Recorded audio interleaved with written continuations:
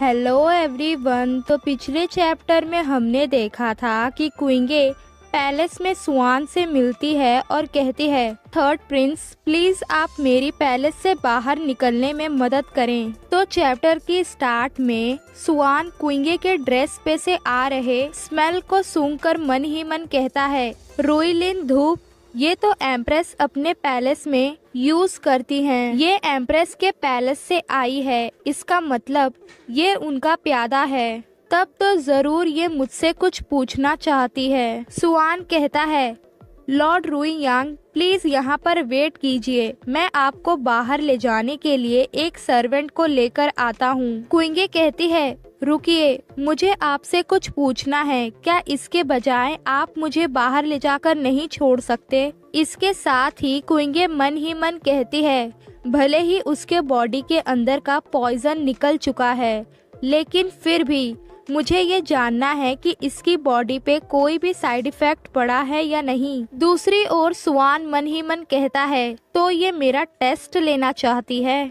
सुआन क्विंगे को इग्नोर मारते हुए वहाँ से चला जाता है। ये देखकर क्विंगे मन ही मन कहती है, क्या इसके साथ क्या गलत चल रहा है? ये सब कुछ छुप कर यिंग वहीं खड़ा होकर देख रहा होता है। यिंग हंसते हुए मन ही मन कहता है, थर्ड प्रिंस अभी भी पावरफुल लेडीज से नफरत करता है और मास्टर यंग मिस क्विंगे को शूट करते हैं। आखिरकार उन दोनों में से कोई भी पीछे हटने वाला नहीं है। यिंग खुशी से मुस्कुराते हुए कहता है, यंग मिस क्विंगे चलिए मैं आपको पैलेस से बाहर निकाल देता हूँ। नेक्स्ट सीन में हम देखते हैं क्विंगे गुस्से से कहती है, यिंग क्या मैंने तुम्हें ये नहीं कहा था कि तुम मुझे मेरे घर छोड़ो? तो तुम मुझे यहाँ क्यों लाए हो? असल में यिंग मास्टर के घर क्विंगे को लेकर आया है। यिंग रोते हुए कहता है, ऐसा लग रहा है कि मेरे मास्टर मर रहे हैं। ये सुनकर तो क्विंगे यिंग का कॉलर पकड़ लेती है और कहती है,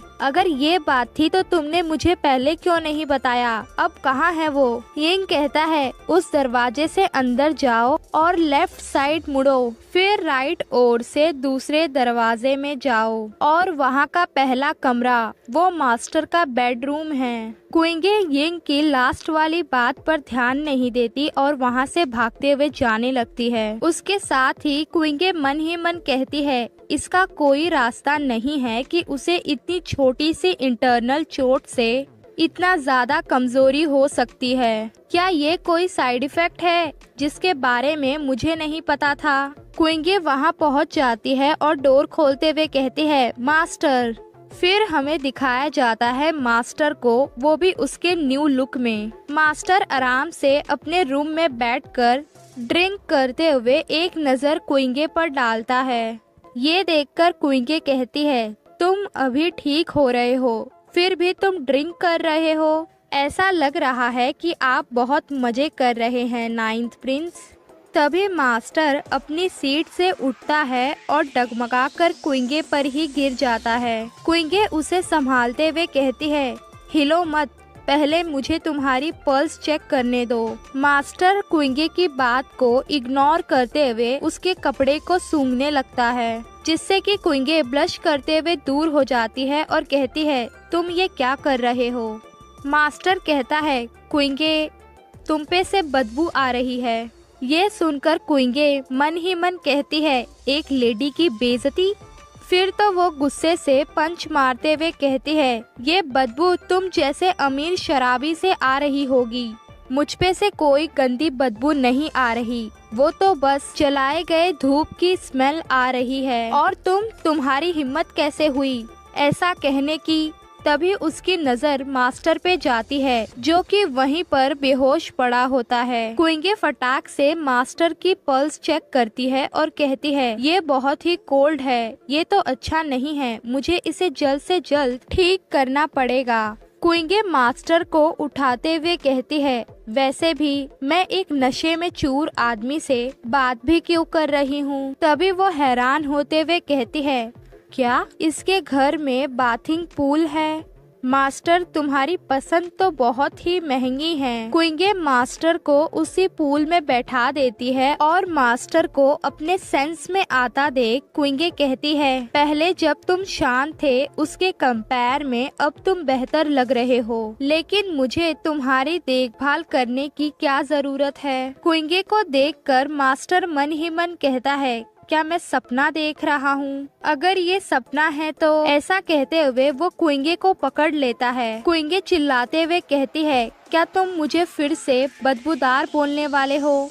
लेकिन मास्टर मन ही मन कहता है, मैं ये कर सकता हूँ। इसके साथ ही वो क्विंगे को किस करने लगता है, जिसकी वजह से क्विंगे का दिल जोर जोर से धड़कने लगता है। तभी मास्टर के हाथ क्विंगे के कमर पर आ जाते हैं। ये रियलाइज होते ही क्विंगे मास्टर को धक्का देते हुए पीछे हो जाती है और कहती है, तुम नशे में नहीं थे। मास्टर पीछे जाकर टकरा जाता है और अपने सेंस में आते हुए मन ही मन कहता है, ये एक सपना नहीं था। क्विंगे गुस्से से चिल्लाते हुए कहती है, तुमने मुझे यहाँ लाने के लिए बहलाया, बस मेरे साथ ये खिलवाड़ करने के लिए। मुझे लगता है कि मैं तुम्हारे बारे में गलत थी। मास्टर क्विंगे को रोकने की कोशिश करता है, लेकिन क्विंगे वहाँ से जाने लगती है। फिर तो मास्टर के सर में दर्द होने लगता है कि उससे ये क्या हो गया।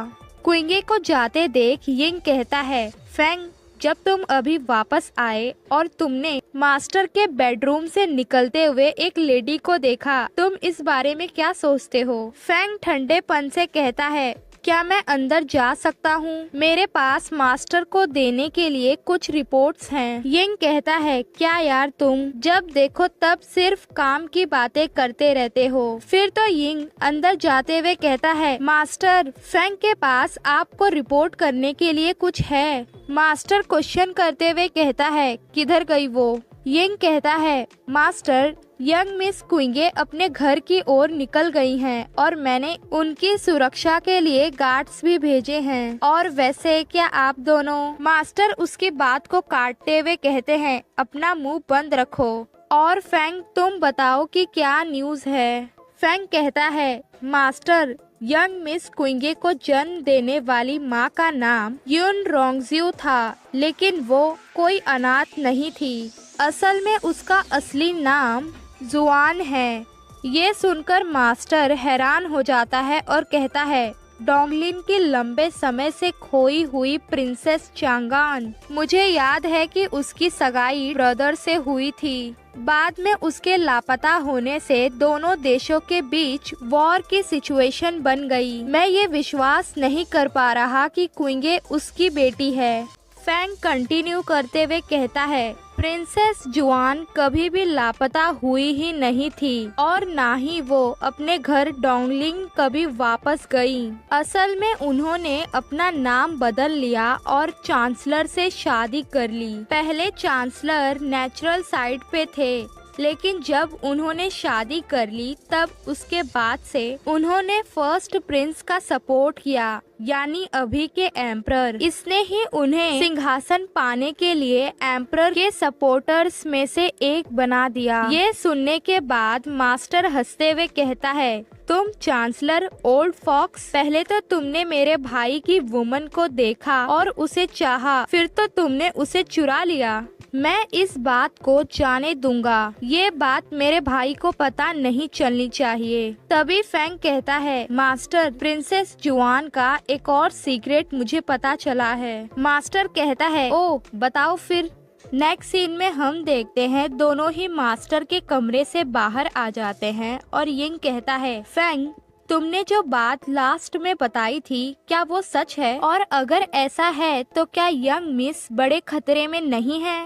फैंग जाते हुए कहता है, मैंने जो कुछ भी कहा वो सब कुछ सच है। ये सुनकर यिंग चिल्लाते हुए कहता है, फिर तुमने ऐसा क्यों कहा? क्या तुम्हें लगता है कि मास्टर? फिर तो वो मन ही मन कहता है, क्या मास्टर यंग मिस क्विंगे को प्रोटेक्ट करेंगे? नेक्स्ट सीन में हम देखते हैं क्विंगे को, जो कि अपने मदर के कोर्टयार्ड में आई होती है और क्विंगे उन्हीं के रूम में सोने की तैयारी कर रही होती है। आंटी यून कहती हैं, क्विंगे, क्या तुम ठीक हो?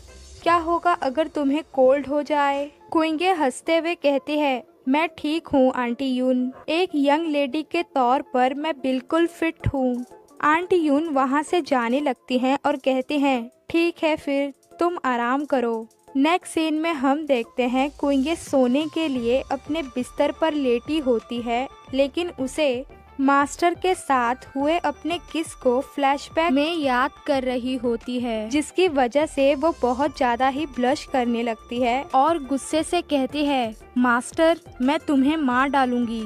लेकिन कुइंगे के दिमाग में बार बार वही बातें चल रही होती हैं, जिसकी वजह से उसे बहुत गुस्सा आने लगता है। फिर तो वो अपने ही पिलो को मारते हुए कहती है मुझे बार बार ये फ्लैशबैक याद दिलाना बंद करो। शांत होने के बाद कुइंगे उस तकिए को गले लगाकर कहती है वो मेरा फर्स्ट टाइम था। नेक्स्ट सीन में हमें दिखाया जाता है अगले दिन सुबह। फादर कहते हैं पहाड़ों के रास्ते बहुत ही फिसलन भरे होते हैं, इसीलिए तुम और यून दोनों ही अच्छी तरह से सावधान रहना। कुइंगे कहती है फादर आप ही चलिए ना मदर की ग्रेव पे उन्हें रिस्पेक्ट दिखाने। फादर हंसते हुए कहते हैं मुझे डर है कि मैं तुम्हारे सामने अपने संयम को खो दूंगा। तभी जिंगलान कहती है सिस्टर मैं भी आपकी मदर को रिस्पेक्ट दिखाना चाहती हूँ। ये सुनकर कुइंगे कुछ नहीं बोलती और जिंगलान को इग्नोर करते हुए वहाँ से जाने लगती है। फादर जिंगलान से कहते हैं तुमने ये सोचा यही बहुत अच्छा है, इसे भूल जाओ और जाओ आराम करो। जिंगलान कहती है ठीक है फादर।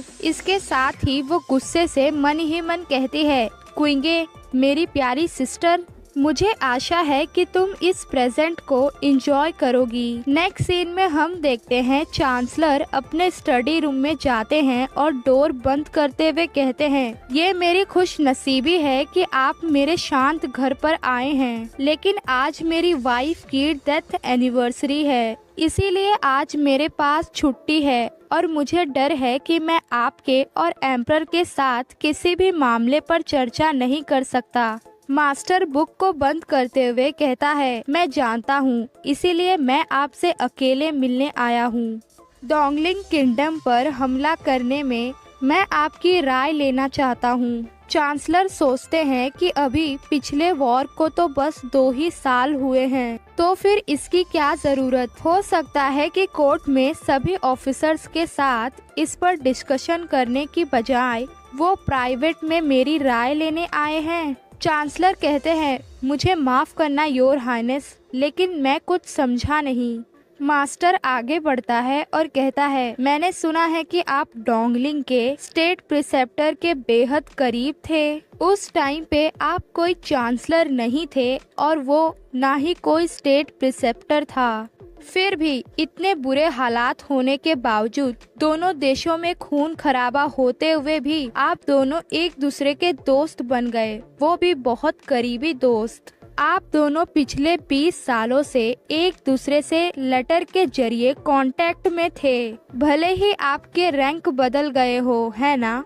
ये सब सुनकर चांसलर हैरान हो जाते हैं और कहते हैं हाँ मेरे पास एक डोंगलिंग से अच्छा दोस्त था, लेकिन वो कोई स्टेट का प्रिसेप्टर नहीं था जिसके बारे में आप बात कर रहे हैं। वो तो बस अपने लक के भरोसे एक स्कॉलर था। मास्टर कहता है ओ तो क्या मुझसे गलती हो गई है। फिर तो मास्टर एक पेंटिंग की तरह घूम जाता है और कहता है फिर इसके बारे में क्या सोचते हो तुम। तुम्हारी वाइफ किसी से मिलती जुलती है जिसे मैं जानता था, डोंगलिंग के प्रिंसेस जुआन। चांसलर हार मानते हुए कहते हैं अब वो हमारे साथ नहीं हैं।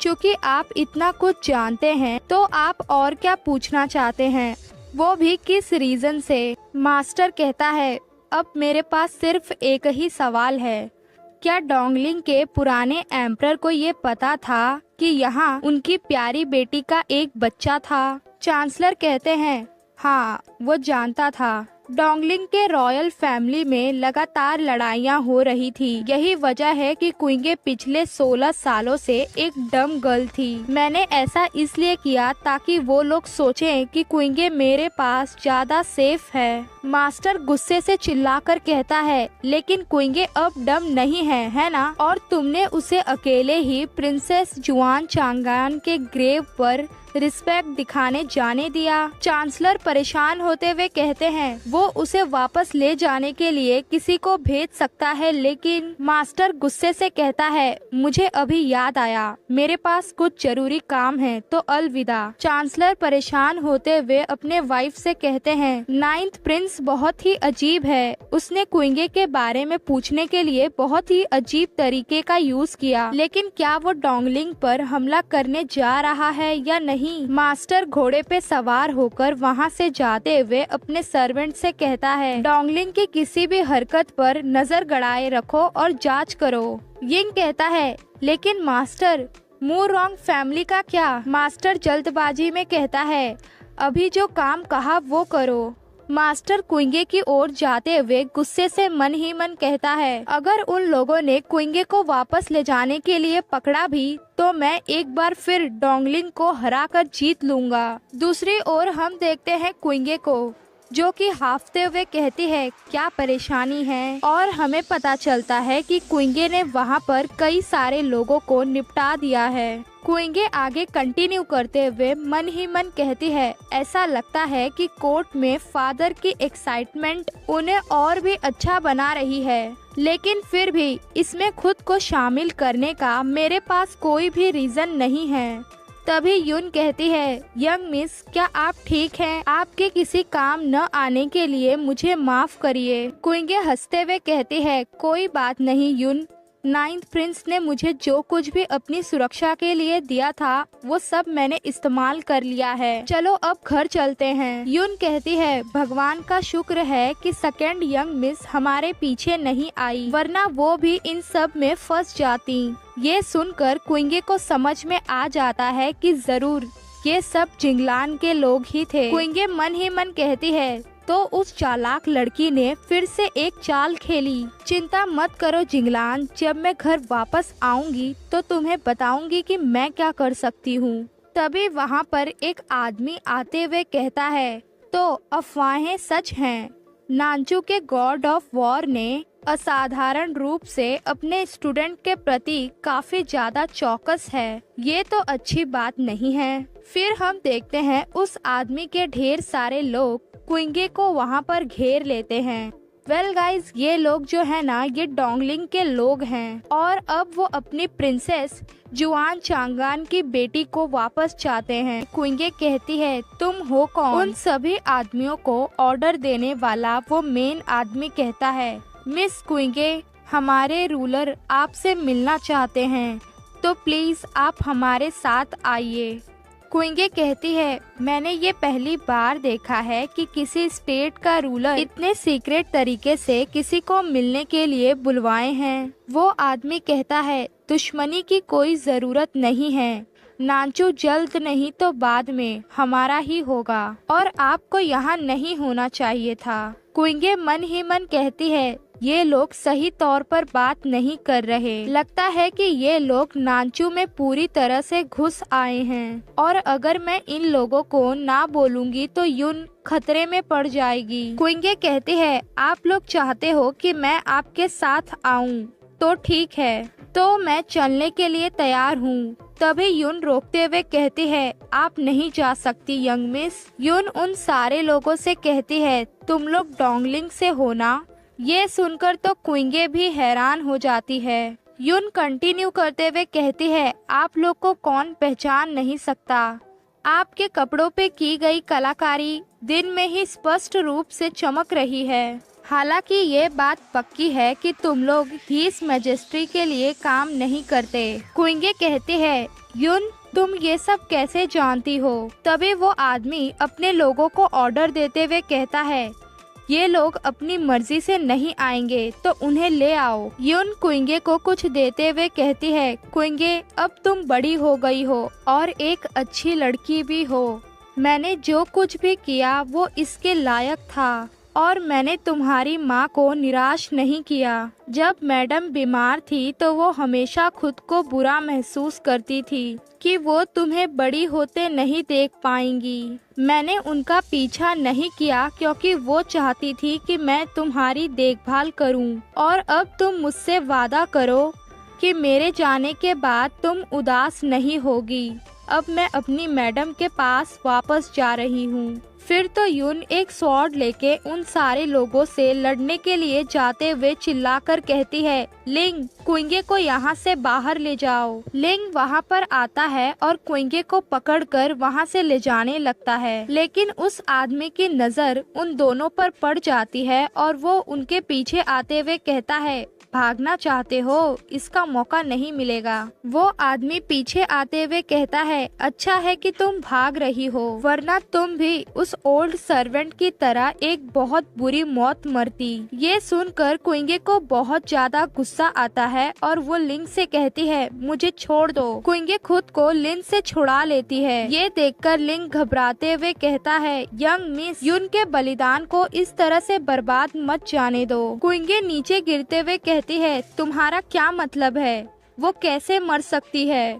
कुइंगे को नीचे देखकर वो आदमी मन ही मन कहता है, ये मेरा मौका है। फिर तो वो कुइंगे की ओर एक जहरीला स्नेक फेंकता है। कुइंगे के पास उस स्नेक के पहुंचने से पहले ही एक वेपन बड़ी तेजी से आता है और उस स्नेक को मार डालता है। ये देखकर वो आदमी और लिंग दोनों ही शॉक हो जाते हैं। तभी वहाँ पर मास्टर बहुत तेजी से आता है और उसी वेपन को उठाकर उस आदमी के अंदर घुसा देता है। मास्टर को देखने के बाद वो आदमी हंसते हुए कहता है, तो तुम सच में यहाँ आ गए। तभी मास्टर अपने उस वेपन को बाहर निकाल लेता है, जिससे कि उस आदमी की मौत हो जाती है। ये देखने के बाद मास्टर कहता है, क्या तुम ठीक हो कुइंगे? कोई जवाब न मिलने पर मास्टर ध्यान से कुइंगे को देखता है। कुइंगे बहुत ज्यादा ही अजीब दिख रही होती है। कुइंगे को इस तरह से अपने सामने से जाता देख मास्टर कहता है, लिंग, इसके साथ क्या हुआ? लिंग जवाब देते हुए कहता है, मुझे कैसे पता होगा।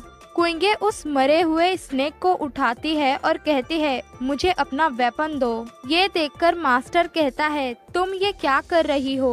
तुमने उस स्नेक को ऐसे ही पकड़ लिया है? कुइंगे बहुत ही डरावने वे में कहती है, मैं बदला लेना चाहती हूँ। नेक्स्ट सीन में हम देखते हैं कुइंगे लिंग के सारे वेपन्स पर उस स्नेक का पॉइजन लगा देती है और कहती है, इसे वापस लो। मैं यून को बचाने के लिए वापस जाना चाहती हूँ और मुझे उम्मीद है कि तुम लोग मेरे साथ आओगे। लिंग हामी भरते हुए मन ही मन कहता है, क्योंकि अब मास्टर हमारे साथ है तो ये करना आसान होगा। कुइंगे मास्टर का वेपन मांगती है, लेकिन मास्टर मना करते हुए कहता है, मुझे इसकी कोई जरूरत नहीं है, मैं तो ऐसे ही सिर्फ एक बार में उन सभी को मार डालूंगा। कुइंगे कहती है, तुम्हारी मदद के लिए थैंक यू नाइन्थ प्रिंस, लेकिन मैं उनके ही पॉइजन का उनको मजा चखाना चाहती हूँ। ये सुनकर मास्टर मन ही मन कहता है, मुझे पता नहीं कि ये फीलिंग अच्छी है या बुरी।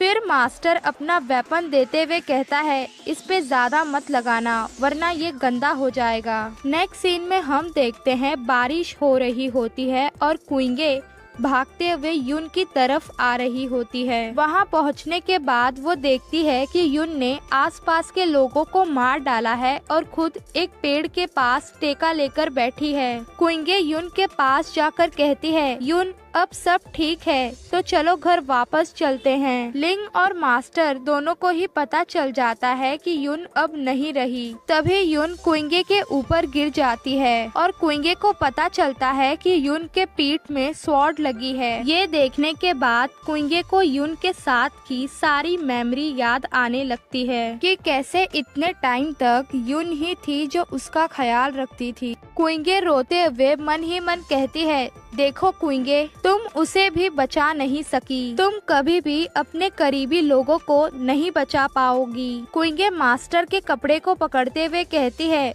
नाइन्थ प्रिंस, तुम जानते हो ना कि वो लोग कौन थे? मुझे बताओ, मैं इसके लिए तुम्हारी किसी भी कंडीशन को पूरा करूंगी। मास्टर कुइंगे के हाथ को पकड़ते हुए कहता है, ठीक है। नेक्स्ट सीन में हम देखते हैं सुबह हो चुकी होती है और कुइंगे अपने मदर और यून की ग्रेव को देखते हुए निराश हो रही होती है। मास्टर कुइंगे से कहता है, चलो अब चलते हैं। कुछ दूर पहुंचने के बाद मास्टर कहता है, जो लोग तुम्हारे पीछे पड़े थे वो दूसरे किंगडम से हैं। ये सुनकर कुइंगे कहती है, हाँ मुझे पता है, युन ने बताया था कि वे लोग डोंगलिंग से थे। कुइंगे युन के दिए हुए उस पेंडेंट को देखते हुए मन ही मन कहती है, ये सब मेरी गलती है, मुझे और भी मजबूत होना होगा। युन के मर्डर के पीछे छुपे उस मास्टरमाइंड को मैं ढूंढूंगी और उससे बदला लूंगी। तभी मास्टर कहता है, रुको, इसके बारे में ज्यादा मत सोचो, मैं उनकी जांच करने के लिए किसी को भेजूंगा। तुम्हें इस बारे में सोचना चाहिए कि जब तुमने स्वान की हेल्प के लिए मुझे पूछा था, तब मैंने तुम्हें कहा था कि तुम्हें मेरी 3 विश को पूरा करना पड़ेगा, जिनमें से 2 अभी भी बाकी हैं। कुइंगे कहती है, क्या तुमने सोच लिया? मास्टर कहता है, मेरी 2nd विश के लिए मैं तुम्हें चाहता हूँ। ये सुनकर कुइंगे को गुस्सा आता है, लेकिन मास्टर अपनी बात कंप्लीट करते हुए कहता है, मेरा मतलब है कि मैं ये चाहता हूँ कि तुम स्वान के सामने तुम कभी भी बेंजाओ के रूप में नहीं दिखनी चाहिए। कुइंगे शॉक होते हुए कहती है, लेकिन क्यों? ये सुनकर मास्टर अपना चेहरा दूसरी ओर घुमा लेता है। ये देखकर कुइंगे कहती है, ठीक है। मास्टर मन ही मन कहता है, ये पूरे टाइम एक्टिंग कर रही है जैसे कि कुछ हुआ ही ना हो। फिर तो मास्टर अपनी रफ्तार बढ़ाते हुए कहता है, एक जगह है जहाँ पर मैं तुम्हें ले जाना चाहता हूँ कुइंगे। पीछे से लिंग कहता है, ये लोग मुझे यहाँ छोड़कर क्यों चले गए? कुछ दूर जाने के बाद मास्टर एक ऊंची जगह पर अपने घोड़े को रोक देता है। कुइंगे वहाँ का नज़ारा देखने के बाद बहुत ज्यादा हैरान और खुश हो जाती है। मास्टर कहता है, मैंने नोटिस किया था कि यहाँ पर एक बहुत खूबसूरत नज़ारा है, इसीलिए मैं। लेकिन कुइंगे तो वहाँ से पहले ही दूर जा चुकी होती है और वहाँ के फूलों और ग्रास को देखते हुए खुश होकर कहती है, अरे वाह, ये तो वुल्फ पॉइजन ग्रास है और ये सनफ्लावर, यहाँ पर तो बहुत सारे रेयर पॉइजनस प्लांट हैं। मास्टर ये सब देखते हुए मन ही मन कहता है, अब तो उसे एक्टिंग करना बंद कर देना चाहिए। और असल में भी कुइंगे उन हर्ब्स को तोड़ते हुए रो रही होती है। कुछ टाइम बाद कुइंगे ढेर सारे फ्लावर्स और हर्ब्स को तोड़ लेती है और खुश होते हुए कहती है, तुम्हारा थैंक यू 9th प्रिंस, इन सारे हर्ब्स और फ्लावर्स के लिए। चिंता मत करो, मैं बिल्कुल ठीक हूँ। कुइंगे को इतना खुश देखकर मास्टर फटाक से कुइंगे के पास आता है और उसे पकड़ते हुए कहता है, एक और बात कुइंगे। इससे पहले कि मास्टर आगे कुछ कह पाता, वहाँ पर लिंग आ जाता है और कहता है, यंग मिस। कुइंगे उसे देखकर कहती है, अरे तुम भी आसपास हो? लिंग मन ही मन कहता है, उन्हें देखकर तो ऐसा लग रहा है कि वो ठीक हैं। कुइंगे मास्टर से कहती है, तुम कुछ कह रहे थे, मैंने सुना नहीं। मास्टर कहता है, कोई बात नहीं, जाने दो इसे। लेकिन मास्टर बहुत ही गुस्से से लिंग को घूरता है।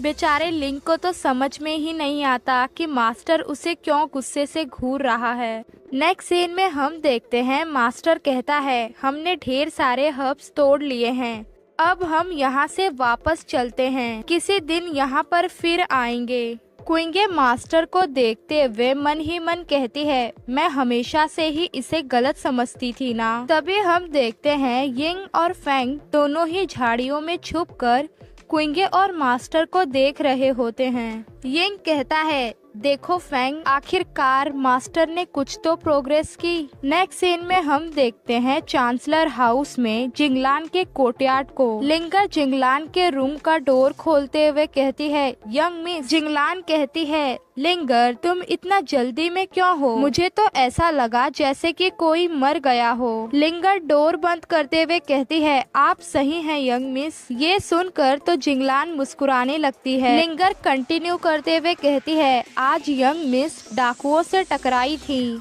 लेकिन वो ठीक थी। और आज कुछ सर्वेंट्स ने चांसलर के स्टडी रूम से बाहर निकलते हुए 9th प्रिंस को देखा था।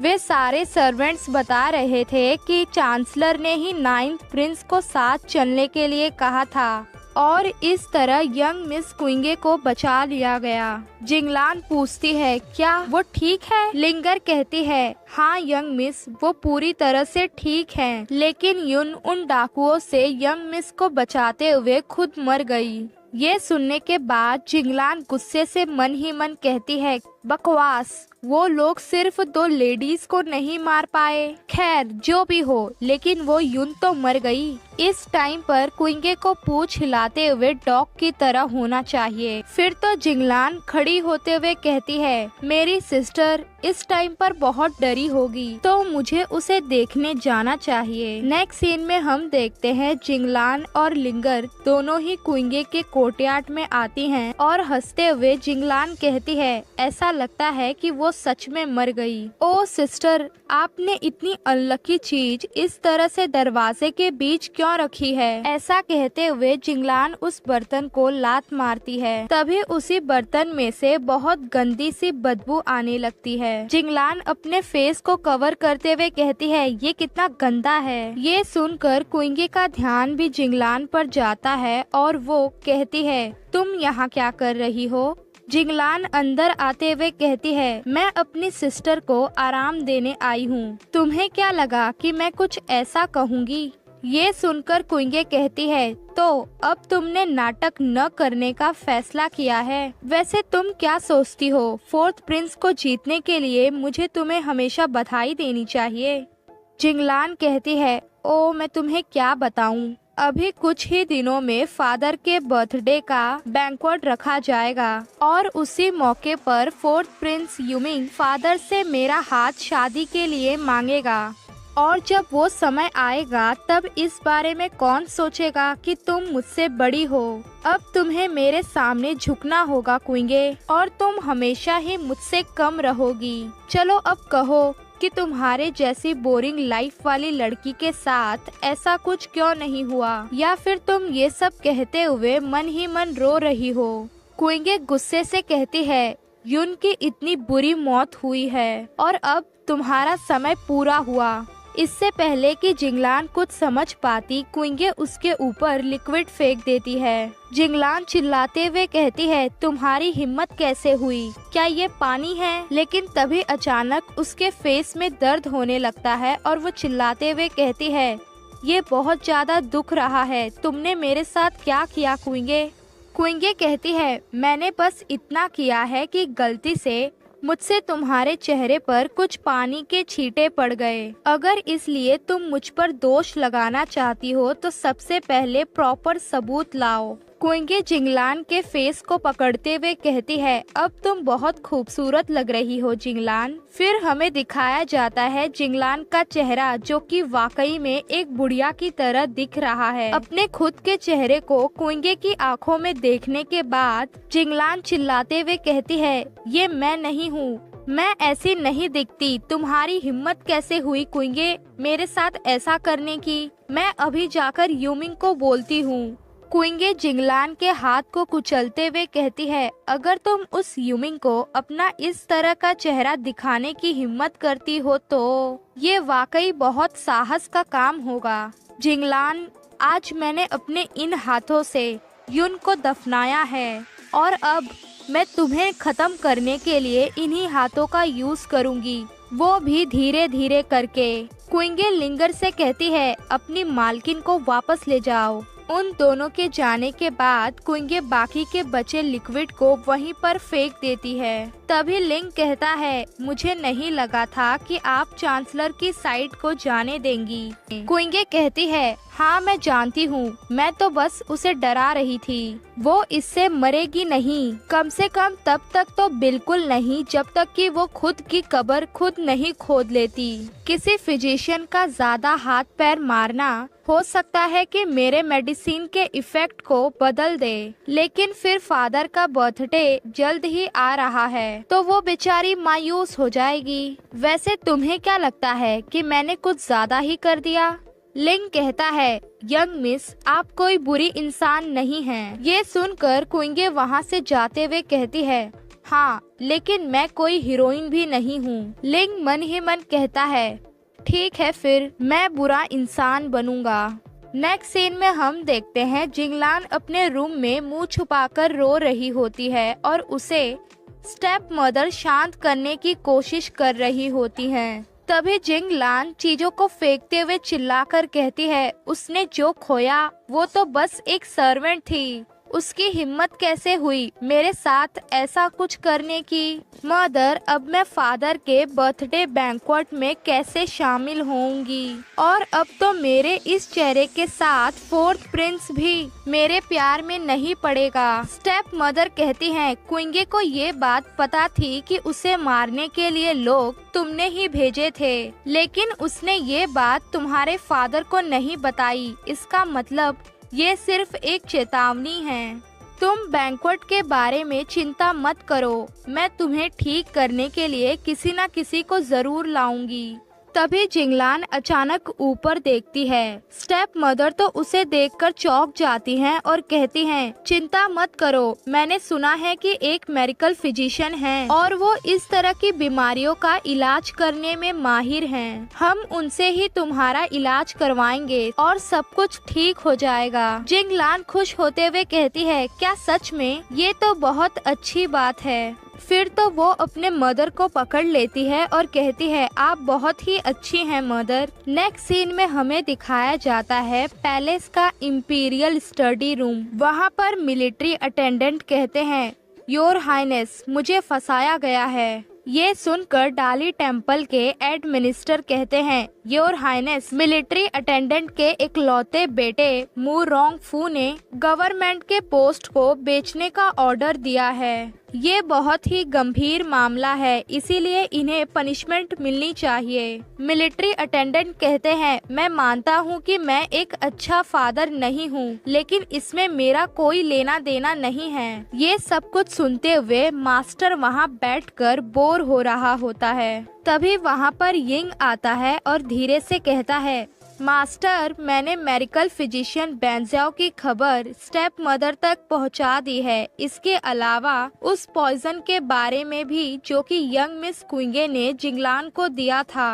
तभी मिलिट्री अटेंडेंट माफी मांगते हुए कहते हैं, योर हाइनेस, मेरे बेटे की माँ बचपन में ही गुजर गई। उसके बाद से ही वो ज्यादा देर घर पर नहीं रहा, जिसकी वजह से मैं उसकी पढ़ाई पर ध्यान नहीं दे पाया। लेकिन तभी मास्टर जोर जोर से हंसते हुए मन ही मन कहता है, सच में वो बहुत ही मतलबी है। सभी लोग मास्टर को घूरने लगते हैं कि वो इतने सीरियस सिचुएशन में हंस रहा है। एम्परर गुस्सा करते हुए कहते हैं, बहुत देर हो चुकी है, इसकी चर्चा हम कल पूरी करेंगे। अब तुम सब यहाँ से जाओ। मास्टर को रोकते हुए एम्परर कहते हैं, गॉड ऑफ वॉर, यहीं रुको, मुझे तुमसे कुछ बात करनी है। मास्टर वहीं रुक जाता है और एम्परर की ओर देखने लगता है। एम्परर अपना काम करते हुए कहते हैं, मैंने सुना है कि तुम क्विंगे के बेहद करीब आ गए हो। तुम उसके टीचर के तौर पर कैसा कर रहे हो? मास्टर मन ही मन सोचता है, अपने टीचर होने का गलत फायदा उठाया मैंने, और वो भी खुले तौर पर मेरा अनादर करती है। लेकिन मास्टर झूठ बोलते हुए कहता है, सब कुछ ठीक चल रहा है। ये सुनकर एम्परर कहते हैं, ये तो अच्छी बात है। मू रोंग फैमिली ने इतने सालों तक कोर्ट में अपना दबदबा बनाए रखा, और उनमें से मू रोंग क्विंग तो सबसे ज्यादा खराब है। अगर उन्हें काबू करने का कोई रास्ता जल्द से जल्द नहीं मिला तो चीजें और भी ज्यादा खराब हो जाएंगी। क्विंगे हमारा मोहरा बनने के लिए एक अच्छा कैंडिडेट है, जो उन सभी को काबू में रखता है। मास्टर कुछ भी नहीं कहता और ये सारी बातें चुपचाप से सुनता है।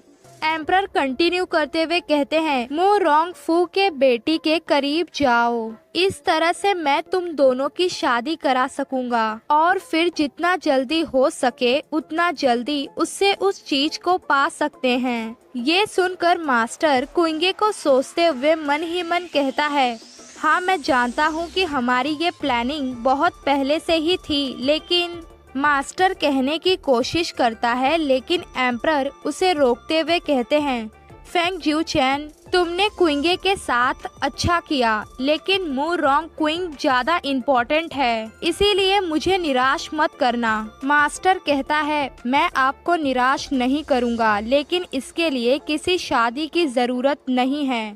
मैं उस सामान को अपने दम पर पा सकता हूँ। एम्परर गुस्से से हाथ पटकते हुए कहते हैं, फेंग जिऊ चैन, तुम्हें क्या लगता है कि मुझे नहीं पता कि तुम क्या महसूस करते हो? तुम बस उसकी वजह से मेरे खिलाफ जा रहे हो। मास्टर वहाँ से जाते हुए कहता है, आप चीजों के बारे में कुछ ज्यादा ही सोच रहे हैं। मेरे पास कुछ जरूरी काम है, इसीलिए अब मैं चलता हूँ। पीछे से एम्परर गुस्से से चिल्लाते हुए कहते हैं, फेंग जिऊ चैन, यहाँ वापस आओ। लेकिन मास्टर तो इग्नोर मारते हुए वहाँ से जाने लगता है। लिंग और एम्परर का सर्वेंट दोनों ही घबराकर छुप जाते हैं। अंदर एम्परर गुस्से से चीजों को फेंकते हुए कहते हैं, लू अंदर आओ। लू अंदर आता है और कहता है, बताइए योर हाइनेस। एम्परर ऑर्डर देते हुए कहते हैं, अभी के अभी एम्प्रेस को यहाँ बुलाओ। इसके साथ ही एम्परर मन ही मन गुस्से से कहते हैं, फेंग जिऊ चैन की कॉन्केबाइन क्विंगे नहीं बन सकती। नेक्स्ट सीन में हम देखते हैं मास्टर बड़ी तेजी से चल रहा होता है और यिंग उनके पीछे चलते हुए कहता है, मास्टर जरा धीरे चलिए, और वैसे भी अभी बहुत देर हो चुकी है। अगर आप वहां जाते भी हैं तो भी आप उन्हें नहीं देख पाएंगे। मास्टर कहता है, नहीं, मैं उसे देख लूंगा। यिंग फटाक से घुटने पर बैठ जाता है और रोते हुए कहता है, क्या आप फिर से उनके घर की दीवार को चढ़ के जाने का सोच रहे हैं? मास्टर, एक यंग लेडी की नींद को खराब करना बिल्कुल भी अच्छी बात नहीं है। इसके साथ ही वो मन ही मन कहता है, कोई है जो ओवर टाइम नहीं करना चाहता। नेक्स्ट सीन में हम देखते हैं मास्टर और यिंग पैलेस के गेट के पास पहुंच जाते हैं। वहाँ पर एक सर्वेंट गार्ड से कहती है, अभी तो 9 ही बज रहे हैं, प्लीज तुम हमें जाने दो। वो गार्ड रोकते हुए कहता है, अरे ऐसे कैसे, मैं इतने इम्पोर्टेंट इंसान की सुरक्षा के साथ कोई भी समझौता नहीं कर सकता। मास्टर ये सब देखते हुए कहता है, ये क्या शोरगुल चल रहा है। फिर हम यिंग को देखते हैं जिसे कि मास्टर ने पीटा होता है। यिंग रोते हुए कहता है, मास्टर, वो एम्प्रेस की सर्वेंट है और वो लेडी लॉर्ड क्विंग होनी चाहिए जो कि अभी टेम्पल से लौटी हैं। फिर हमें लॉर्ड क्विंग को दिखाया जाता है जो कि मू रोंग फू की बेटी मू रोंग क्विंग है और ये लड़की ही नानचू की पहली लॉर्ड है। उसे देखने के बाद मास्टर को याद आता है कि अभी थोड़ी देर पहले एम्परर ने उससे क्या कहा था। एम्परर ने मास्टर को मू रोंग क्विंग के करीब जाने के लिए कहा था। ये सब सोचने के बाद मास्टर को गुस्सा आने लगता है। तभी मू रोंग क्विंग मास्टर को ग्रीट करती है और उसके पीछे वो गार्ड और मेड भी। मास्टर कहता है, उठो और मुझे बताओ कि यहाँ क्या चल रहा है। वो गार्ड कहता है, योर हाइनेस, मिस मू रोंग पैलेस छोड़ना चाहती हैं, लेकिन अभी तो कर्फ्यू लग गया है। अगर बाहर जाने पर उनके साथ कुछ भी होता है तो उसका जिम्मेदार मुझे ही ठहराया जाएगा। मू रोंग कहती है, नाइन्थ प्रिंस, क्या आप मुझ पर एक फेवर कर सकते हैं? दरअसल एम्प्रेस आज रात थोड़ी जल्दी में है और वो चाहती हैं कि मैं घर वापस जाऊं, लेकिन अब बहुत देर हो चुकी है और मैं अपने साथ कोई सर्वेंट भी नहीं लाई, तो क्या आप? ये सुनकर यिंग मन ही मन कहता है, क्या ये हेवन में बनी जोड़ी नहीं लग रही? अरे वाह मास्टर, लव आपके दरवाजे पर दस्तक दे रहा है। मू रोंग क्विंग अपनी बात कंप्लीट करते हुए कहती है, तो क्या आप अपने सर्वेंट यिंग को मेरे साथ भेज सकते हैं? ये सुनकर तो यिंग और भी खुश हो जाता है और मन ही मन कहता है, क्या मैंने सही सुना? वैसे मुझे क्या करना चाहिए? क्या मास्टर इससे शर्मिंदा होंगे? और अगर वो हुए तो वो मुझे बहुत पीटेंगे। लेकिन एक मिनट, क्या वो मास्टर के खिलाफ अपने इतने अच्छे मौके को जाने दे रही है? वो खुद मास्टर को भी तो बोल सकती है, लेकिन फिर भी उसने मुझे कहा। खैर जाने दो, मुझे इसे रोकना नहीं चाहिए। मू रोंग कंटिन्यू करते हुए कहती है, योर हाइनेस, अगर आपको इसमें कोई तकलीफ है तो प्लीज ऐसा दिखावा कीजिए जैसे कि आपने कुछ देखा ही नहीं। मास्टर आगे जाते हुए कहता है, ये बिल्कुल सही है, आप जैसी किसी कमजोर लेडी का अकेले बाहर जाना बिल्कुल भी सेफ नहीं है। ये सुनकर मू रोंग कहती है, आप सही कह रहे हैं योर हाइनेस, तो क्या इसका मतलब ये है कि आप सहमत हैं? मास्टर कहता है, यिंग। ये सुनकर यिंग मन ही मन कहता है, तो इतने सब के बाद भी मुझे ही जाना पड़ेगा। तभी मास्टर कहता है, हमारे निकलने के बाद गेट को बंद कर देना। और रही बात लॉर्ड क्विंग की, तो वो पैलेस में रहकर ही ज्यादा सेफ रहेंगी। ये सुनकर तो वो सभी शॉक हो जाते हैं कि मास्टर लॉर्ड मू रोंग को साफ साफ मना कर रहा है हेल्प करने से। मास्टर और यिंग के पैलेस से बाहर चले जाने के बाद मू रोंग क्वीन गार्ड से कहती है, मैं देख रही हूँ कि 9th प्रिंस ने अपना फैसला कर लिया है। आपको परेशान करने के लिए मुझे खेद है, पर मुझे लगता है कि मुझे एम्प्रेस से एक बार फिर पूछना चाहिए। वो गार्ड हंसते हुए कहता है, अरे कोई बात नहीं। मू रोंग क्वीन पैलेस के अंदर आते हुए कहती है, कितने शर्म की बात है, आंट ने जो मौका दिया था मैंने उसे बर्बाद कर दिया। अगर यिंग मुझे मेरे घर छोड़ता तो लोगों के बीच बातें करने के लिए बहुत कुछ होता, जैसे कि 9th प्रिंस ने लॉर्ड मू रोंग क्वीन को छोड़ने के लिए अपने नौकर यिंग को भेजा। वो मेट कहती है, मेरे लॉर्ड निराश मत होइए, वैसे भी 9th प्रिंस कोई नॉर्मल इंसान नहीं है। मू रोंग कहती है, नहीं, क्या तुमने नोटिस नहीं किया, 9th प्रिंस उतना अलग नहीं जितना कि वो पहले अलग था। मैं तो हैरान हूँ कि वो अब ऐसा है। वो मेट कहती है, एम्प्रेस ने हमें सलाह दी थी कि हम मू क्विंगे को कम ना आके। मू रोंग कहती है, मू क्विंगे, आंट ने बताया था कि वो मेरे बाद सेकंड लॉर्ड बनी है। ऐसा लगता है कि जब मैं टेम्पल में थी तब यहाँ बहुत कुछ हुआ है। नेक्स्ट सीन में हम देखते हैं मास्टर और यिंग चांसलर मेंशन के पीछे साइड खड़े होते हैं। यिंग कहता है, मास्टर, मुझे लगता है कि इस टाइम पर यंग मिस क्विंगे को सोने देना चाहिए।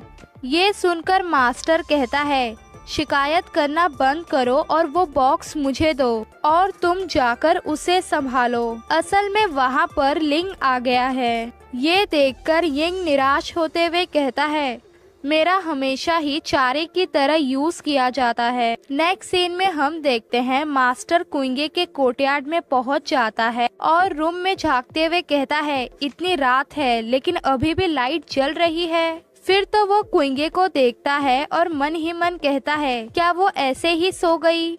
मास्टर क्विंगे को उठाने की कोशिश करते हुए कहता है, इडियट, तुम्हें ठंड लग जाएगी, इसीलिए अपने बिस्तर में जाकर सो जाओ। मास्टर क्विंगे के हाथ को पकड़ते हुए कहता है, अच्छा हुआ मैं आ गया। फिर तो मास्टर शर्माने लगता है और मन ही मन कहता है, इसके हाथ छोटे हैं। तभी क्विंगे कहती है, योर हाइनेस, आप मुझे टच कर कर काफी कुछ कर चुके हैं। क्विंगे उठ चुकी होती है और वो बहुत ही गुस्से से कहती है, क्या तुम जानते हो, मेरे इन हाथों ने अभी अभी एक बहुत ही जानलेवा पॉइजन को छुआ है। ये सुनकर मास्टर फटाक से क्विंगे को अपनी ओर घुमाता है और कहता है, पॉइजन, क्या तुम ठीक हो। क्विंगे अपने फेस को टच करते हुए मन ही मन कहती है, ये वो रिएक्शन नहीं है जो मैं चाहती थी। मास्टर फटाक से क्विंगे के हाथ को दूर कर देता है और कहता है, अपने फेस को टच मत करो। क्विंगे अपने हाथ को छुड़ाते हुए घूमकर कहती है, मैं मजाक कर रही थी, आखिर मैं किसी को चोट पहुंचाने के लिए अपने हाथ में पॉइजन क्यों लूंगी, मैं भला खुद को ही चोट क्यों पहुंचाऊंगी। ये सुनकर मास्टर वापस से अपने तेवर में आ जाता है और क्विंगे कंटिन्यू करते हुए कहती है, अरे नहीं, ये सब गड़बड़ हो गई, आखिर मैं सो कैसे गई, अब तो मुझे फिर से पूरी रात जागना होगा।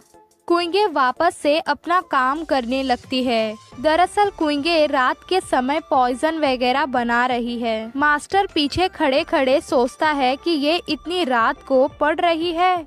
क्विंगे ब्रश उठाने जाती है लेकिन तभी मास्टर उसको पकड़ लेता है और कहता है, मैं तुम्हें थकावट से बचा रहा हूँ। फिर तो मास्टर क्विंगे को उठा लेता है और क्विंगे चिल्लाते हुए कहती है, तुम्हें इससे क्या, मुझे जाने दो, आखिर तुम किस तरह के प्रिंस हो, मैं अपनी मदद के लिए चिल्लाऊंगी। मास्टर क्विंगे को बेड पर लेटा देता है और कवर करते हुए कहता है, अच्छी बनो और आगे बढ़कर हर किसी के यहाँ आ जाने के लिए चिल्लाओ। वैसे भी हम पहले ही किस कर चुके हैं, भले ही हमें किसी ने भी ना देखा हो, हम सीधा सगाई छोड़कर शादी में आ सकते हैं। क्विंगे गुस्से से कहती है, ऐसा सिर्फ तुम्हारे सपने में। मास्टर क्विंगे के क्लोज जाते हुए कहता है, मेरे सपने में तो इससे भी कई बेहतर है। क्या तुम जानना चाहती हो कि वो क्या है? ये सुनकर क्विंगे हैरान होते हुए कहती है, इसका मतलब क्या है? आखिर तुम क्या चाहते हो? मास्टर कहता है, शांत हो जाओ क्विंगे। फिर तो मास्टर टेबल की ओर आते हुए कहता है, मैं तुम्हारा फायदा नहीं उठाने वाला। ये सुनकर तो क्विंगे शक भरी निगाहों से मास्टर की ओर देखती है। ये देखकर मास्टर कहता है, मैं कभी झूठ नहीं बोलता। क्विंगे कहती है, ठीक है।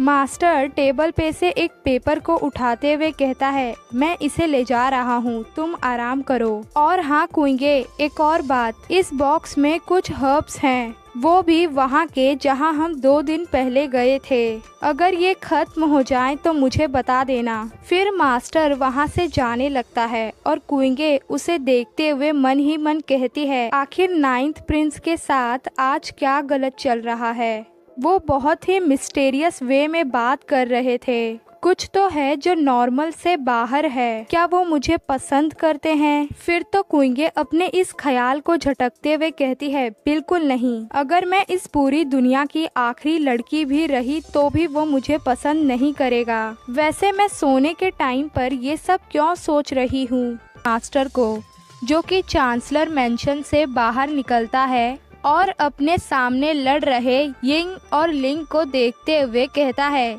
ये लोग अभी तक लड़ रहे हैं।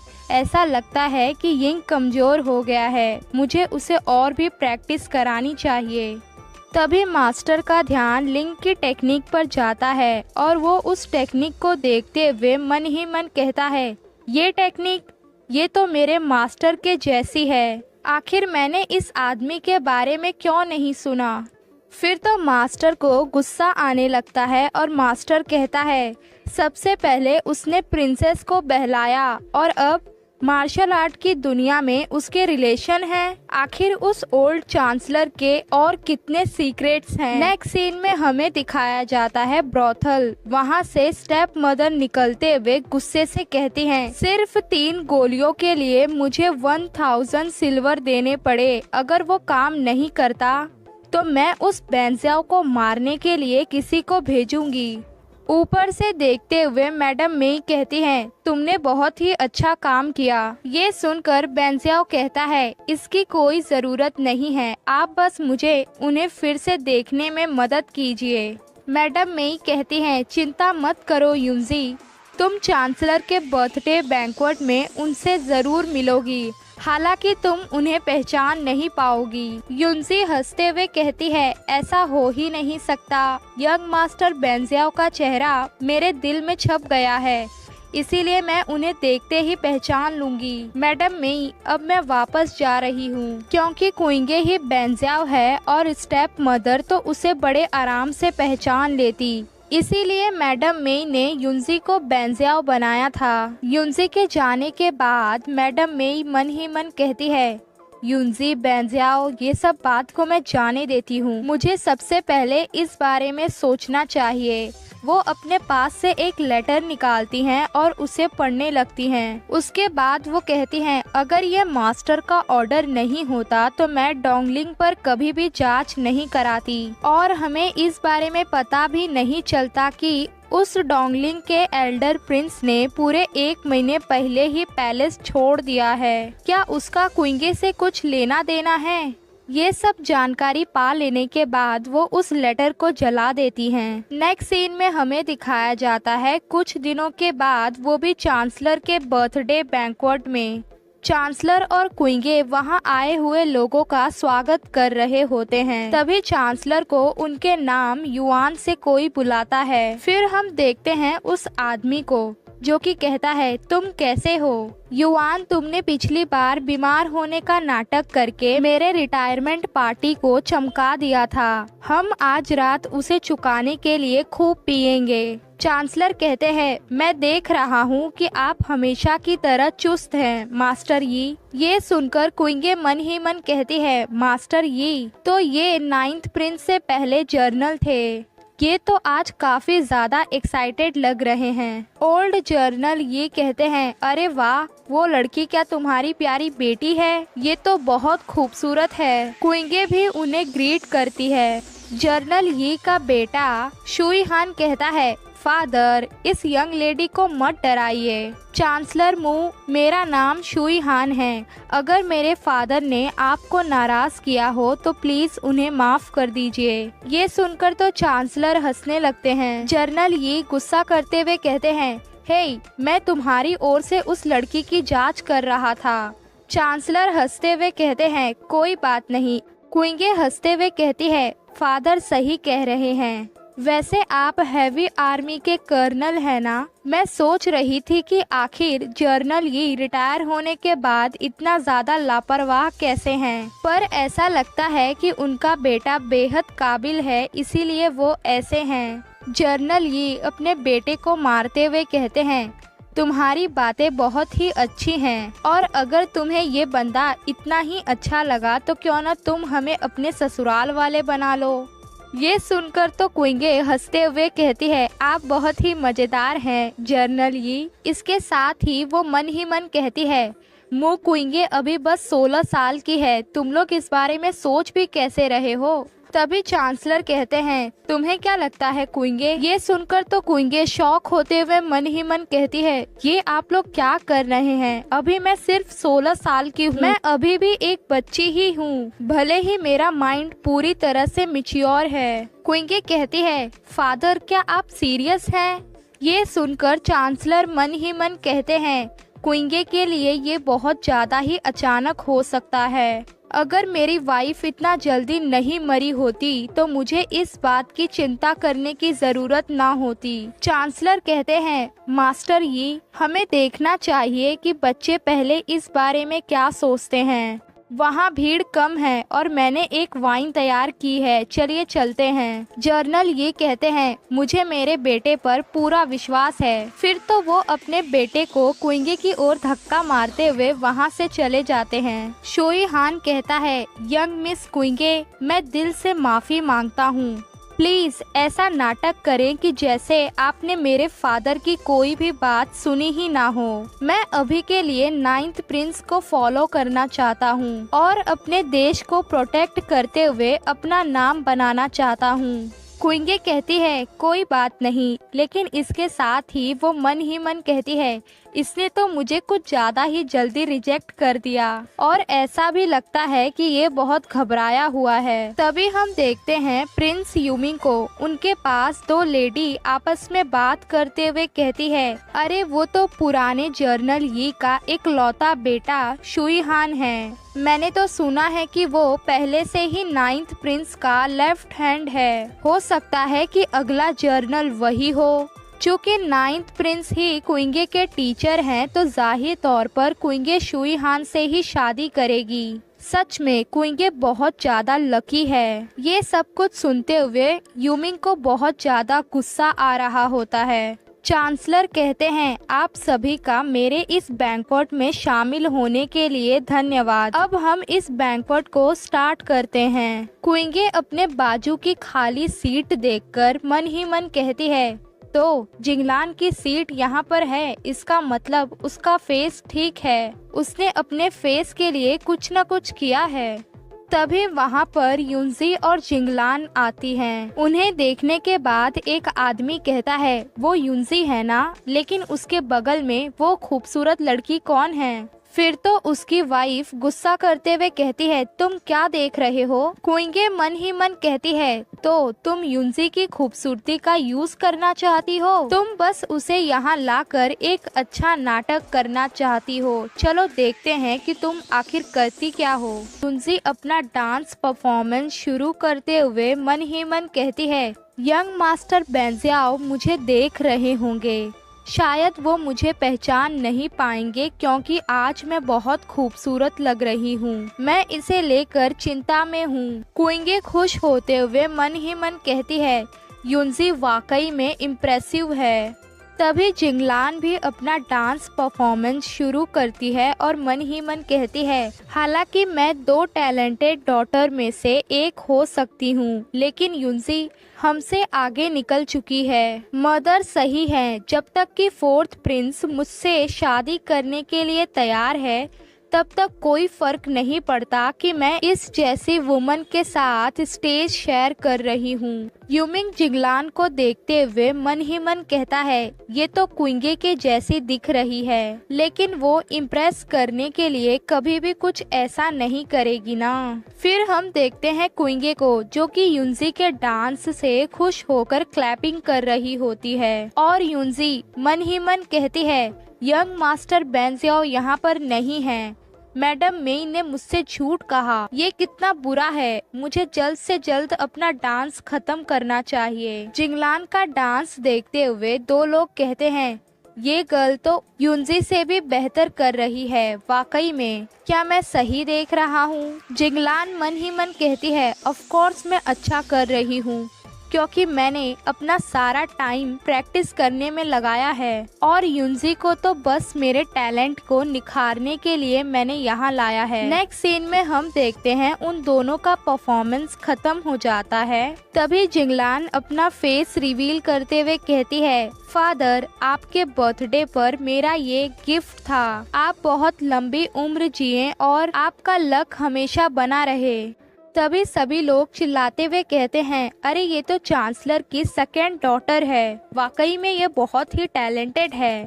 चांसलर हंसते हुए कहते हैं, तुम्हारा धन्यवाद, आओ बैठो यहाँ। ये सब देखते हुए क्विंगे मन ही मन कहती है, इसने युनजी का इस्तेमाल करने के बाद उसका जिक्र तक नहीं किया। मुझे इस पर गुस्सा आ रहा है। तभी एक आदमी कहता है, मुझे विश्वास नहीं हो रहा कि मैं युनजी को चांसलर मेंशन में देख रहा हूँ, वो भी बिना पैसे दिए। ये सुनकर उस आदमी की वाइफ गुस्से से जिंगलान की ओर देखती है। जिंगलान कहती है, मुझे उम्मीद नहीं थी कि मैं ये डांस कर भी पाऊंगी या नहीं। इसमें एक्सपीरियंस ना होने की वजह से अपनी गलतियों को ठीक करने के लिए मैंने मिस युनजी को यहाँ बुलवाया। क्विंगे मन ही मन कहती है, हाँ ये तो ठीक है कि इसने युनजी का इस्तेमाल अपनी परफॉर्मेंस को और भी अच्छा बनाने के लिए किया, लेकिन इससे बाकी की लेडीज नाराज हो गई हैं। मुझे तो उंगली भी उठाने की जरूरत नहीं पड़ी। वैसे 4th प्रिंस यूमिंग के प्रपोजल के लिए जिंगलान से ज्यादा मैं एक्साइटेड हूँ कि इस बारे में एम्प्रेस को पता भी है या नहीं, क्या वो इसमें शामिल है। जिंगलान यूमिंग की ओर देखते हुए मन ही मन कहती है, ये सही टाइम है प्रपोज करने का। क्विंगे कंटिन्यू करते हुए कहती है, अगर वो शामिल नहीं हुई तो ये शो तो बेकार हो जाएगा। युनजी आसपास देखते हुए कहती है, यंग मास्टर बेंजियाओ कहाँ हैं? वो तो यहाँ है ही नहीं।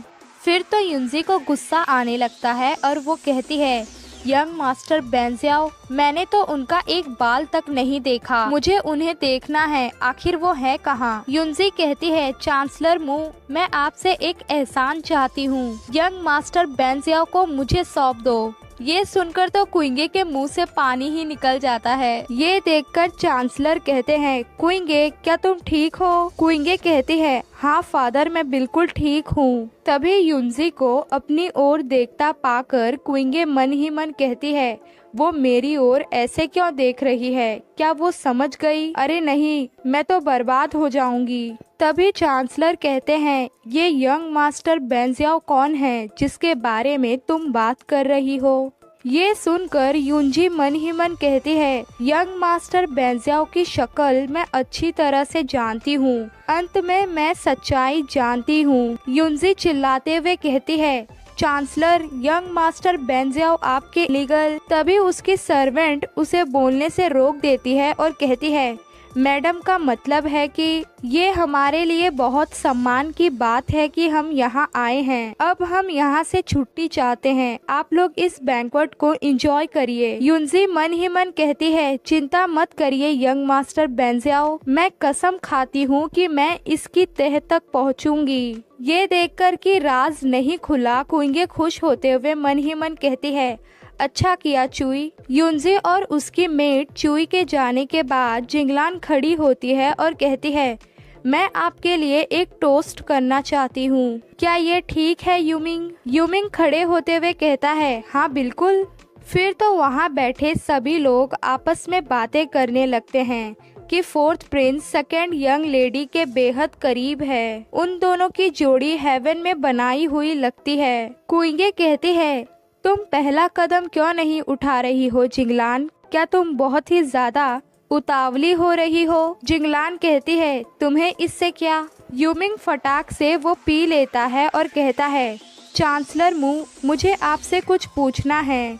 ये सुनकर जिंगलान मन ही मन कहती है, वो समय आ गया, मैं बहुत ही नर्वस महसूस कर रही हूँ। ये देखकर लिंगर धीरे से कहती है, यंग मिस, आपको इतना ज्यादा इमोशनल नहीं होना चाहिए। तभी चांसलर कहते हैं, बताइए क्या है वो फोर्थ प्रिंस? यूमिंग फटाक से जिंगलान के हाथों को पकड़ते हुए कहता है, मैंने बहुत लंबे टाइम से जिंगलान से प्यार किया है।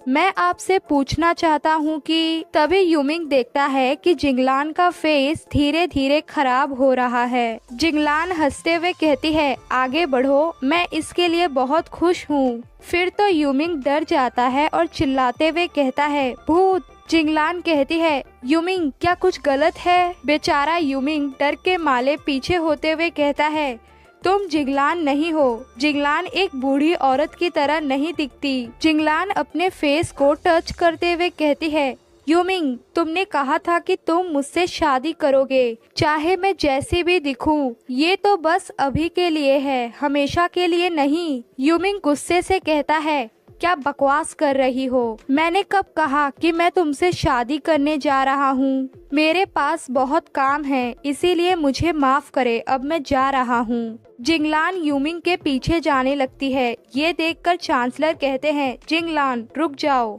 फिर तो यूमिंग वहाँ से चुपचाप चला जाता है। जिंगलान गुस्से से चांसलर से कहती है, ये सब तुम्हारी गलती है। भले ही मैं तुम्हारे फर्स्ट वाइफ की बेटी नहीं हूँ तो क्या, हूँ तो तुम्हारी बेटी ही ना।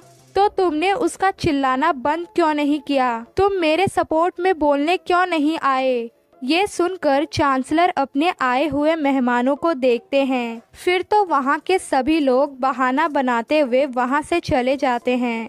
चांसलर कुइंगे से कहते हैं, इंपीरियल फिजिशियन को बुलाने के लिए मेरी सील का यूज करो और जिंगलान का ध्यान रखो। अब मैं थक गया हूँ, इसीलिए वापस जा रहा हूँ। कुइंगे फादर को पीछे से देखते हुए कहती है, जिंगलान, यूमिंग तुम पर फिदा हो गया जैसे कि उसने तब किया था जब उसने मुझे अपना सर दीवार पर मारने के लिए उकसाया था। अगर तुम इसे मानना नहीं चाहती तो ठीक है। उस यूमिंग की लापरवाही और तुम्हारे घमंड की वजह से फादर का बर्थडे बैंक्वेट बर्बाद हो गया। न सिर्फ तुमने उनकी बेइज्जती की बल्कि उन्हें दोषी भी ठहराया।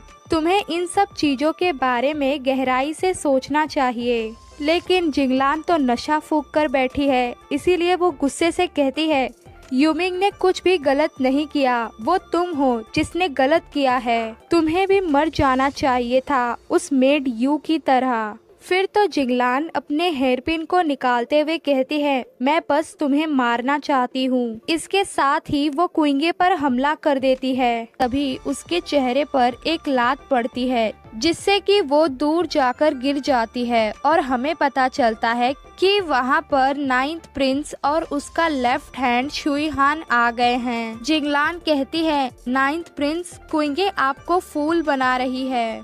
वो बस अपने चेहरे पर एक मुखौटा लगाए रखती है। ये सब सुनकर शुईहान कहता है, आप क्या कह रही हैं सेकंड यंग मिस? फिर तो जिंगलान और भी चिल्लाते हुए कहती है, आप लोग नहीं जानते कि वो कैसी है। असल में तो वही है जिसने मुझे बदनाम किया। कुइंगे ये सब कुछ सुनते हुए कुछ भी नहीं कहती। तभी मास्टर उसके गालों को पिंच करते हुए कहता है, वैसे तो तुम हमेशा ही बेहतर तरीके से काम करती हो, तो इस बार ध्यान क्यों नहीं दिया? कुइंगे गुस्सा करते हुए कहती है, मुझे छोड़ो। मास्टर कुइंगे के क्लोज आते हुए कहता है, तुम्हारे बैकयार्ड में एक भूत है, चलो उसे पकड़ें। कुइंगे के कुछ कहने से पहले ही मास्टर उसे वहाँ से ले जाने लगता है। ये देखकर जिंगलान कहती है, नाइन्थ प्रिंस, मेरी बात का विश्वास करो। शुई हान मन ही मन कहता है, वो हर एक काम को अच्छी तरीके से करते हैं। वो सच में एक महान जर्नल हैं। जिंगलान का चेहरा ठीक होते देख शुई हान कहता है, आप एक बात के बारे में गलत थी सेकेंड यंग मिस। क्विंगे ने आपको कभी भी बदनाम करने की प्लानिंग नहीं की थी। जिंगलान कहती है, तुम्हें क्या लगता है कि मैं डरावनी नहीं दिखती? अपनी आंखें खोलो और मुझे देखो। तभी उसे कुछ रियलाइज होता है और वो मन ही मन कहती है, क्या मेरा फेस ठीक हो गया? लेकिन अब तक तो उस दवा का असर खत्म हो जाना चाहिए था, तो ये कैसे पॉसिबल है? शुई हान कहता है, तुम्हारा चेहरा बस 2-4 दिनों के लिए ही बूढ़ों जैसा दिखना चाहिए था, लेकिन पता नहीं कि तुमने क्या कर लिया है। अब ये बार बार दिखेगा और कौन जाने कि कब तुम नॉर्मल हो जाओगी। और अगर फोर्थ प्रिंस तुमसे सच में प्यार करते तो वो तुम्हारे सामने न होते हुए भी तुम्हें प्रपोज करते। वैसे तुम किस बात से इतना घबरा रही हो? नेक्स्ट सीन में हम देखते हैं क्विंगे बैकयार्ड में झूला झूलते हुए कहती है, क्या तुम इस बात को जानने के लिए एक्साइटेड नहीं हो कि जिंगलान का फेस ऐसे कैसे हो गया? और क्या तुमने ही उसे वो गोलियां दी थी? मास्टर कहता है, अगर मैं नहीं देता तो वो किसी और फिजिशियन के पास जाती। वैसे अपने लिए पैसे कमाने में हर्ज ही क्या है? क्विंगे गुस्से से कहती है, ये ठीक है और अच्छा भी, लेकिन तुमने जिस भूत के बारे में बात किया था वो कहाँ है? और आखिर मैं यहाँ पर क्यों घूम रही हूँ? मास्टर पत्थरों के पीछे छुपा होता है और क्विंगे से कहता है, अपने टीचर की बात सुनो। ये सुनकर तो क्विंगे को और भी गुस्सा आने लगता है। क्विंगे निडल दिखाते हुए कहती है, मास्टर मुझे लगता है कि आपको ये पसंद आएगा। मास्टर घबरा जाता है और कहता है, रुको, यहाँ कोई आ रहा है। तभी स्टेप मदर कहती है, क्विंगे बैंक्वेट खत्म हो गया। क्विंगे फटाक से अपनी निडल को छुपा लेती है और कहती है, हाँ, फादर जल्दी ही आराम करने के लिए चले गए थे। स्टेप मदर कहती हैं, आखिरकार वो बूढ़े हो रहे हैं। क्विंगे, मुझे तुम्हारे कुछ कपड़े देखने के लिए उधार चाहिए थे। मैं तुम्हारे लिए कुछ नए कपड़े बनवाना चाहती हूँ। तुम क्या सोचती हो इस बारे में? ये सुनकर क्विंगे मन ही मन कहती है, आज ये इतनी अच्छी क्यों बन रही है? तभी मास्टर क्विंगे के हाथ को पकड़ लेता है और उस पर अपनी उंगली की मदद से कुछ लिखता है। क्विंगे को वो समझ में आ जाता है कि मास्टर उसे हाँ बोलने के लिए बोल रहा है। फिर तो क्विंगे अपना हाथ खींचते हुए कहती है, थैंक यू स्टेप मदर, मेरे साथ आइए। नेक्स्ट सीन में हम देखते हैं क्विंगे स्टेप मदर को एक रूम के बाहर लेकर आती है। ये देखकर स्टेप मदर कहती हैं, लॉर्ड का मेंशन बहुत बड़ा है, लेकिन टाइम के साथ इसका ओनर बदल जाएगा। ऐसा कहते हुए वो क्विंगे के पास एक रुमाल ले जाती हैं, लेकिन क्विंगे बचते हुए स्टेप मदर पर ही निडल का यूज करती है, जिससे कि वो वहीं पर पैरालाइज होकर गिर जाती हैं। ये देखकर मास्टर मन ही मन कहता है, ये सीन तो देखा हुआ लगता है, बस उसकी जगह पर मैं था। क्विंगे उस रुमाल को उठा लेती है और कहती है, तुम्हारी इतनी हिम्मत कि तुमने मुझे ड्रग देने की कोशिश की। फिर तो क्विंगे उस रुमाल को स्टेप मदर के ऊपर ही डाल देती है। नेक्स्ट सीन में हम देखते हैं एक आदमी बचते हुए एक रूम में आता है, जिसके अंदर एक लेडी को लेटे देख खुश होकर अपने कपड़े निकालने लगता है। वेल गाइज, वो लेटी हुई लेडी स्टेप मदर ही हैं। क्विंगे ने उनकी चाल उन पर ही डाल दी है। दूर से ये सब कुछ देखते हुए क्विंगे कहती है, ये आदमी जो मेरी रेपुटेशन को बर्बाद करने वाला था, वो बदसूरत दिखता है, लेकिन उसकी बॉडी बहुत ही अच्छी है। ये सुनकर मास्टर गुस्से से कहता है, तो क्या तुम पछता रही हो? क्विंगे कहती है, नहीं, तुम ज्यादा सोच रहे हो।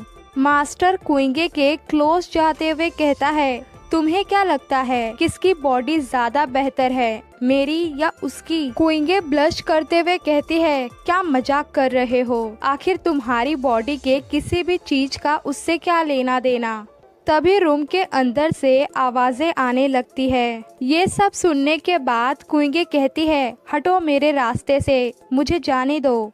लेकिन मास्टर कुइंगे को दीवार के सहारे ब्लॉक करते हुए और क्लोज जाकर कहता है, ऐसा लगता है कि तुम इन सारी चीजों से काफी ज्यादा फेमिलियर हो। कुइंगे फटाक से मास्टर की गिरफ्त से बाहर निकल जाती है और भागते हुए कहती है, बेशक मुझे पता है क्योंकि मैं एक फिजिशियन हूँ। तुम्हें क्या लगा कि मैं तुम्हारी जैसी एक ओल्ड पर्वर्ट हूँ? मास्टर कुइंगे के हाथ को पकड़कर उसे करीब खींच लेता है और कहता है, तुम्हारे दिमाग में क्या ये अजीब सी चीजें हैं?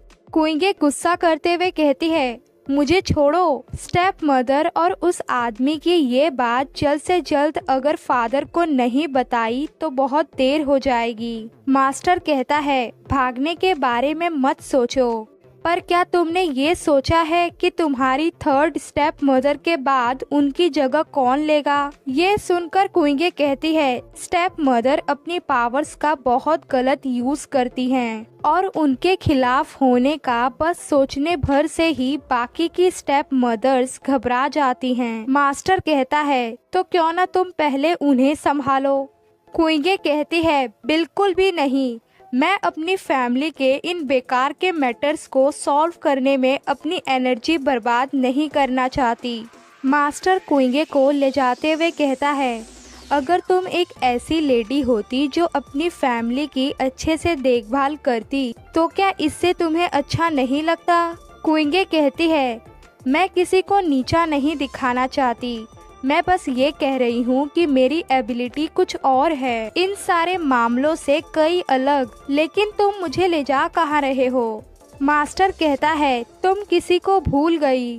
कुइंगे कहती है, तुम मुझे 7th स्टेप मदर के पास ले जा रहे हो, लेकिन वो किसी को भी चुनौती नहीं देंगी। तभी वहाँ पर एक छोटा बच्चा कुइंगे से टकरा जाता है। कुइंगे उसे दूर करते हुए कहती है, क्या तुम ठीक हो? इसके साथ ही वो मन ही मन सोचती है कि हमारे चांसलर मेंशन में इतना यंग सर्वेंट कहाँ से आ गया।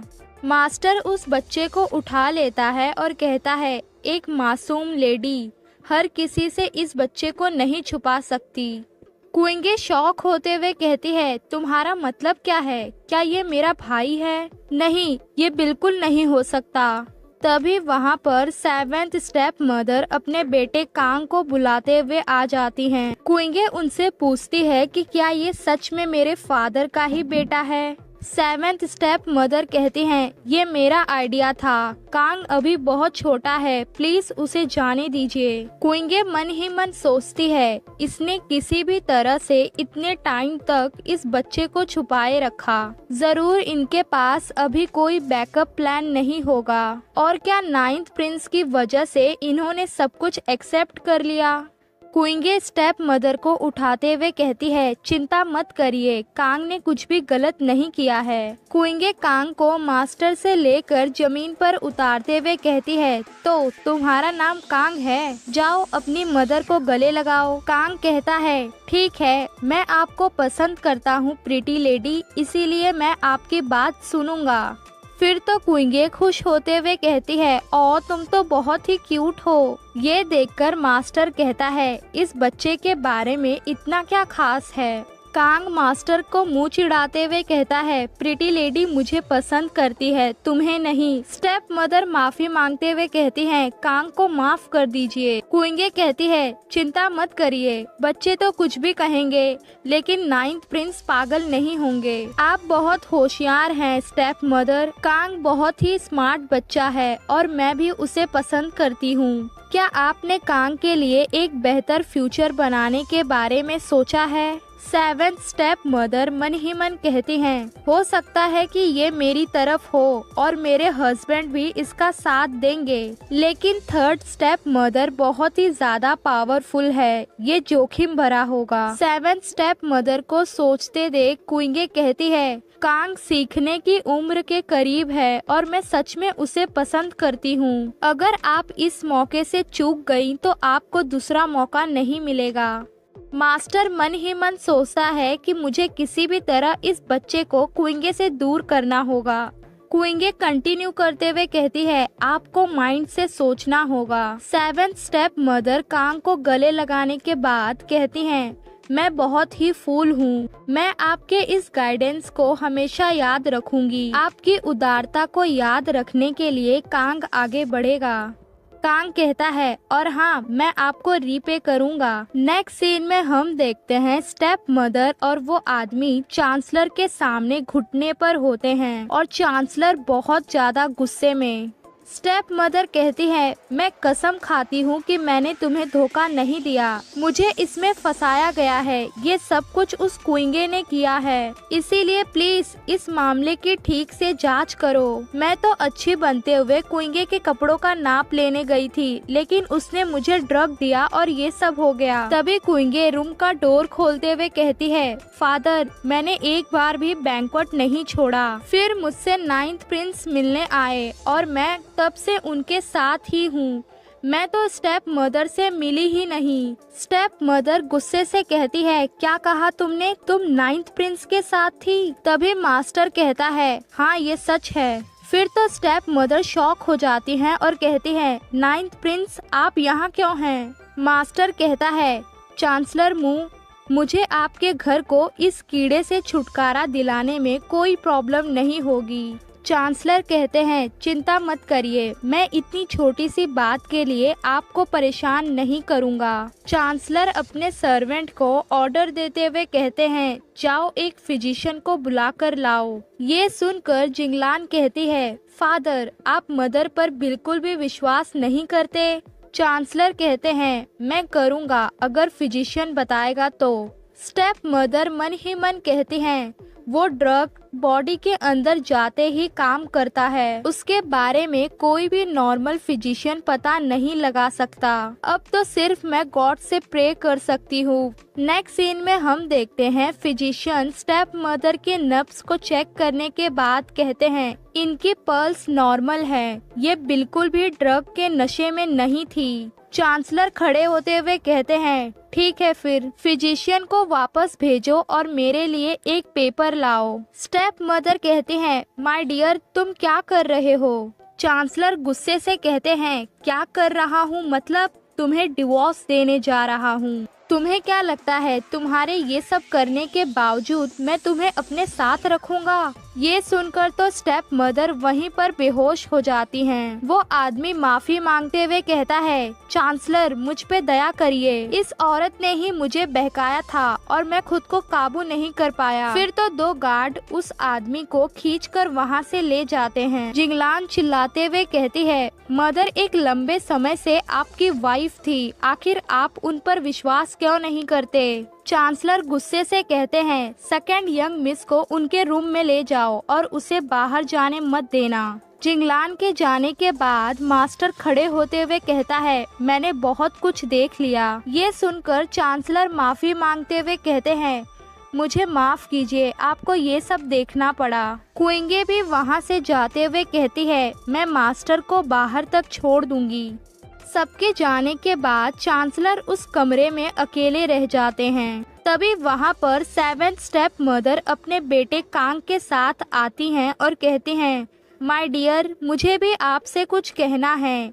मैं माफी चाहती हूँ इतने लंबे टाइम तक कांग को आपसे छुपाए रखने के लिए। नेक्स्ट सीन में हम देखते हैं क्विंगे को, जो कि खुश होते हुए कहती है, फादर का चेहरा कितना अच्छा लग रहा था जब उन्हें ये पता चला कि उनका एक बेटा है। मास्टर कहता है, क्या तुम्हें चिंता नहीं है कि उनकी साइड चांसलर ज्यादा लेंगे? क्विंगे कहती है, तुम्हें इससे क्या करना है? कांग बहुत ही प्यारा है उसके साथ कुछ भी शुरू करने के लिए, इसीलिए ये नॉर्मल है कि लोग उसे पसंद करेंगे। मास्टर कहता है, मुझे लगता है कि तुम इन बातों को नहीं समझती। ये सुनकर क्विंगे कहती है, आज फादर का बर्थडे है, लेकिन फिर भी इतनी बुरी चीजें हुई। अगर 7th मदर और कांग उन्हें दिलासा देते हैं तो मैं आराम से बैठ सकती हूँ। ये सुनकर मास्टर आगे जाते हुए हंसकर कहता है, तो लिटिल फॉक्स, तुम बड़ी हो गई हो। क्विंगे गुस्सा करते हुए कहती है, कम से कम मैं तुम्हारी तरह कोई ओल्ड फॉक्स तो नहीं हूँ ना। तो इसी के साथ हमारा ये चैप्टर यहीं पर कंप्लीट होता है। आप लोगों को ये चैप्टर कैसा लगा कमेंट में बताइए, लाइक कीजिए, शेयर कीजिए और प्लीज सब्सक्राइब कर लीजिए।